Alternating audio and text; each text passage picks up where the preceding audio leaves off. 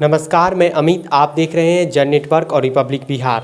प्रधानमंत्री नरेंद्र मोदी 28 मई यानी रविवार को देश को नया संसद देंगे। संसद का उद्घाटन प्रधानमंत्री की तरफ से 28 मई को किया जाना है, जिसको लेकर सियासी तकरार सत्ता पक्ष और विपक्ष के 19 विपक्षी दलों ने नए संसद भवन के उद्घाटन का बहिष्कार कर दिया है। विपक्षी दलों का कहना है कि राष्ट्रपति संसद भवन का उद्घाटन करें। जो नवनिर्मित संसद भवन है, जो उद्घाटन के लिए तैयार है, 28 मई को इसका उद्घाटन प्रधानमंत्री की तरफ से किया जाना है।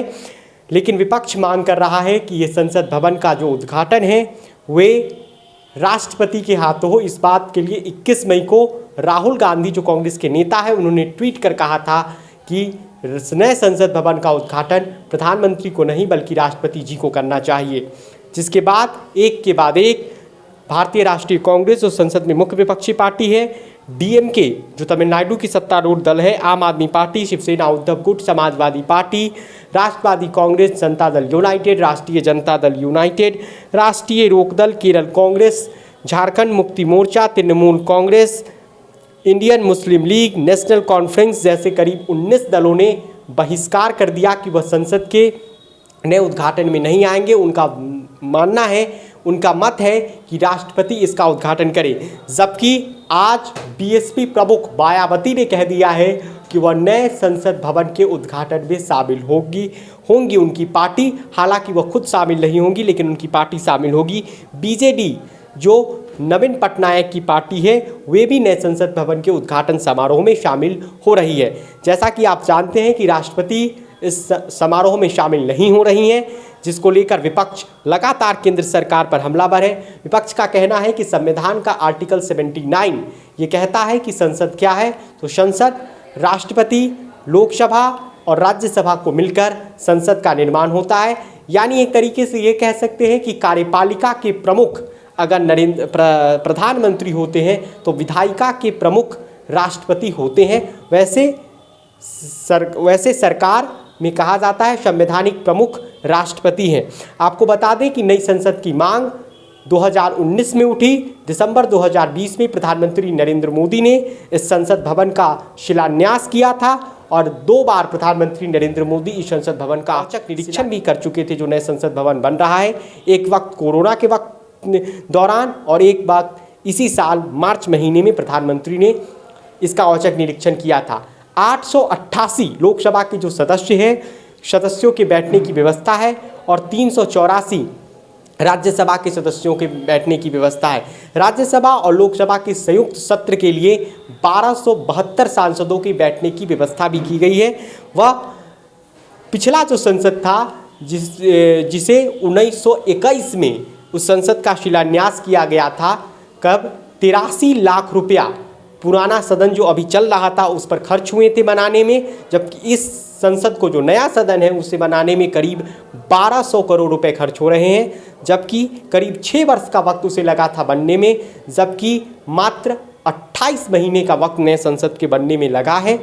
60,000 श्रमिकों ने यह नया संसद बनाया है और लॉर्ड इरविन ने उद्घाटन किया था उस नए संसद का, जबकि इस नए संसद का उद्घाटन प्रधानमंत्री नरेंद्र मोदी करेंगे।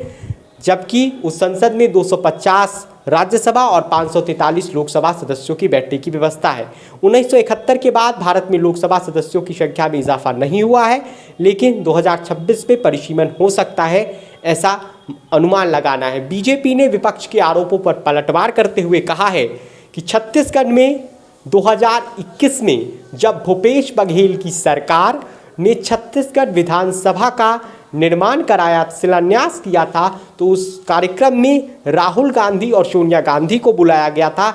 जो शिलान्यास का पट्टा था उस पर राहुल गांधी और सोनिया गांधी का नाम था, लेकिन उस वक्त की राज्यपाल जो छत्तीसगढ़ की थी, अनुसुईया उइके, उनका नाम नहीं था। वैसे ही विपक्ष के हरदीप सिंह पुरी ने यह कहा था कि संसद भवन के एक इन्वेंशन का उद्घाटन श्रीमती इंदिरा गांधी ने किया था और उसके एक लाइब्रेरी का उसी संसद में उद्घाटन राजीव गांधी ने किया। 1956 में जो पुराना संसद है उसमें 2 मंजिलों का निर्माण कराया गया था और 2006 में संसद का संग्रहालय भी बनाया गया था। पुराना संसद 1927 में बनकर तैयार हुआ, यानी कुल मिलाकर 96-97 सालों के बाद 97 सालों के राजनीतिक इतिहास का ये गवाह रहा है संसद, जहां कई बड़े फैसले लिए गए थे। लेकिन अब नया संसद भारत को मिल रहा है। जब भारत आज़ादी का 75वां साल मना रहा है, तब भारत को अपना संसद भवन मिलेगा, जो अपने श्रमिकों ने 60 महीने में बनाया है 2022 में, और भारत के पास अपना संसद होगा। जबकि विपक्ष लगातार प्रधानमंत्री पर यह दबाव बना रहा है कि संसद का उद्घाटन राष्ट्रपति को करना चाहिए बजाय प्रधानमंत्री को। इस मुद्दे पर सियासी तकरार है। आज ये मामला सुप्रीम कोर्ट में भी पहुंचा है। सुप्रीम कोर्ट में एक याचिका दाखिल की गई है और उसमें कहा गया है कि राष्ट्रपति को ही संसद का उद्घाटन करना चाहिए, क्योंकि वे संवैधानिक प्रमुख होती है, वह देश की प्रथम नागरिक है, जैसा कि संविधान का आर्टिकल 79 कहता है। जबकि बीजेपी ये कह रही है कि संसद का उद्घाटन में विपक्ष को आना चाहिए, क्योंकि ये सिर्फ और